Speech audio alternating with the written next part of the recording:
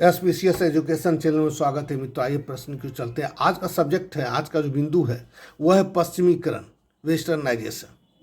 ठीक है, बहुत इंपॉर्टेंट है। देखते हैं क्या चीज़ है। भारत में पश्चिमीकरण की प्रक्रिया को आरंभ करने का श्रेय ब्रिटिश शासन को जाता है। ब्रिटिश शासन काल के दौरान पश्चिमी सभ्यता एवं संस्कृति के परिणाम स्वरूप भारत में संपन्न होने वाले सामाजिक, सांस्कृतिक तथा राजनीतिक एवं संस्थागत परिवर्तन को ही पश्चिमीकरण कहा जाता है। अर्थात बाह्य पश्चिमी देशों के संपर्क के परिणाम स्वरूप भारत में संपन्न होने वाले सामाजिक सांस्कृतिक परिवर्तन को पश्चिमीकरण के नाम से जाना जाता है। इस प्रकार से कहा जा सकता है कि पश्चिमी देशों के सांस्कृतिक तत्व को अपनाना ही पश्चिमीकरण है। स्वतंत्रता प्राप्ति के पश्चात भारतीय संविधान के उपबंध के कारण पश्चिमीकरण की प्रक्रिया और तेज हो गई और वर्तमान समय में समाज के समस्त वर्ग एवं जाति के लोग इससे प्रभावित हैं।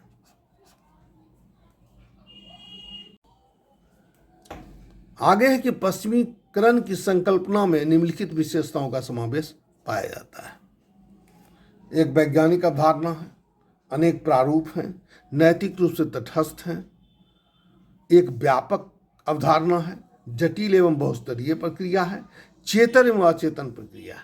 6 प्रकार का समावेश है। चलिए वन बाय वन करके चर्चा करते हैं। एक वैज्ञानिक अवधारणा, पश्चिमीकरण की प्रक्रिया के अंतर्गत होने वाले परिवर्तन वैज्ञानिक अवधारणा पर आधारित होते हैं। दूसरा है अनेक प्रारूप। पश्चिमीकरण की प्रक्रिया मात्र ब्रिटिश शासन की देन नहीं है, बल्कि यह विभिन्न राष्ट्रों की देन है, क्योंकि समय समय पर भारतीय समाज विभिन्न देशों के संपर्क में आए थे, इसलिए यह अनेक देशों के सम्मिश्रण के रूप में दिखाई पड़ता है। तीसरा पॉइंट है कि नैतिक रूप से तटस्थ। पश्चिमीकरण की प्रक्रिया में नैतिकता का होना कोई आवश्यक अंग नहीं है, बल्कि यह नैतिक रूप से तटस्थ है, क्योंकि पश्चिमीकरण की प्रक्रिया मात्र परिवर्तन को स्पष्ट करती है, लेकिन यह परिवर्तन अच्छा है या बुरा इस बात से इसे कोई मतलब नहीं है। एक व्यापक अवधारणा, पश्चिमीकरण की प्रक्रिया में वैसे समस्त परिवर्तन शामिल हैं जो पश्चिमी संस्कृति के परिणाम स्वरूप उत्पन्न होती है। जटिल एवं बहुस्तरीय प्रक्रिया, प्रोफेसर श्रीनिवास का मत है कि पश्चिमीकरण एक जटिल प्रक्रिया है जिसका प्रभाव भारत के सामाजिक, आर्थिक, राजनीतिक, धार्मिक, प्रौद्योगिक एवं अन्य स्तरों पर देखा जा सकता है। कुछ लोगों ने खानपान एवं पोशाकों को अपनाया है, तो कुछ ने आदर्शों एवं विश्वासों को, तो कुछ लोगों ने प्रौद्योगिकी को अपनाया है। प्रौद्योगिकी मतलब टेक्नोलॉजी को अपनाया है। छठा है चेतन एवं अचेतन प्रक्रिया। पश्चिमीकरण की प्रक्रिया भारतीय समाज पर चेतन एवं अचेतन दोनों प्रकार से प्रभावी रही है। हम सब ने कुछ पाश्चात्य तथ्यों को अपने दैनिक जीवन में स्वीकार किया है, तो कुछ तथ्यों को अपने जीवन शैली का अंग बना लिया है। पश्चिमीकरण की प्रक्रिया के कारण होने वाले सामाजिक, सांस्कृतिक परिवर्तन एवं प्रभाव को निम्नलिखित 2 रूपों में स्पष्ट किया जा सकता है। पहला है खान पान एवं रहन सहन में परिवर्तन, और दूसरा है सामाजिक जीवन एवं संस्थाओं में परिवर्तन। अब आइए नंबर 1 में चलते हैं कि खान पान एवं रहन सहन में क्या परिवर्तन दिखाई पड़ता है। भारतीय खान पान और रहन सहन पर पाश्चात्य संस्कृति का व्यापक प्रभाव पड़ा है। अनेक परंपरागत ब्राह्मण जाति के सदस्य एवं उच्च वर्गों के सदस्य शाकाहारी भोजन को छोड़कर मांसाहारी बन गए हैं और मद्यपान का भी प्रयोग करने लगे हैं। परंपरागत तौर पर भोजन पूर्व स्नान, पानी छिड़कना, आंगन लीप कर शुद्ध करना, शुद्ध वस्त्रों को धारण करना आदि प्रायः लुप्त होता जा रहा है।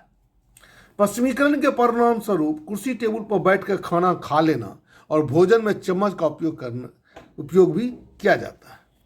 भोजन करते समय जूता पहने रहना तथा रसोई में जूते पहनकर घुस जाना आदि ये सभी क्या है, पश्चिमीकरण की देन है। खान पान के अतिरिक्त रहन सहन पर भी पश्चिमीकरण का व्यापक प्रभाव पड़ा है। परिणाम स्वरूप व्यक्ति परंपरागत वेशभूषा को त्याग कर पैंट, जींस पैंट, शर्ट आदि का उपयोग व्यापक स्तर पर किया जाने लगा है। बढ़ते सौंदर्य प्रसाधन का प्रयोग भी पश्चिमीकरण की ही देन है। बालों की सज्जा एवं कटिंग में भी पुरुष एवं महिलाओं पर स्पष्ट प्रभाव देखा जा सकता है। पश्चिमी शैली में रहना, मकानों को निर्मित करना, radio, television, tape, fridge, telephone, रसोई के आधुनिक उपकरण आदि पश्चिमीकरण सभ्यता की ही देन है। और दूसरा है सामाजिक जीवन एवं संस्थाओं में परिवर्तन। पश्चिमीकरण के प्रभाव को भारतीय जातीय व्यवस्था, संयुक्त परिवार प्रणाली, विवाह तथा स्त्रियों की सामाजिक परिस्थिति पर स्पष्ट रूप से देखा जा सकता है।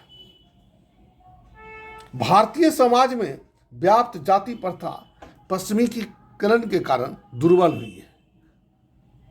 पश्चिमीकरण प्रक्रिया के कारण निम्नलिखित प्रभाव देखा जा सकता है, जैसे कि जाति व्यवस्था या प्रथा का ह्रास, छुआछूत की भावना में कमी, जातीय पंचायत का ह्रास, जजमानी व्यवस्था का कमी ह्रास, है ना, बाल विवाह की समाप्ति, बहुविवाह का अंत, अंतरजातीय विवाह का प्रारंभ, विधवा पुनर्विवाह का प्रारंभ, विवाह के समय संपन्न होने वाले संस्कार के समय अवधि में कमी एवं विवाह के समय संपन्न होने वाले भोज भी परंपरागत न होकर पाश्चात्यकरण से प्रभावित हो गया है। बफे सिस्टम, है ना। संयुक्त परिवार प्रणाली में कमी एवं एकाकी परिवार प्रणाली में बढ़ोतरी, जिससे बुजुर्ग लोगों में एकाकीपन एवं असुरक्षा की भावना घर कर गई है। ये सभी पश्चिमीकरण की देन है। अंधविश्वास एवं बलि प्रथा में कमी आई है। सामंतवादी विचारधारा का अंत हुआ है एवं प्रजातांत्रिक मूल्यों का समावेश हुआ है। अंग्रेजी शिक्षा का प्रचार प्रसार हुआ है।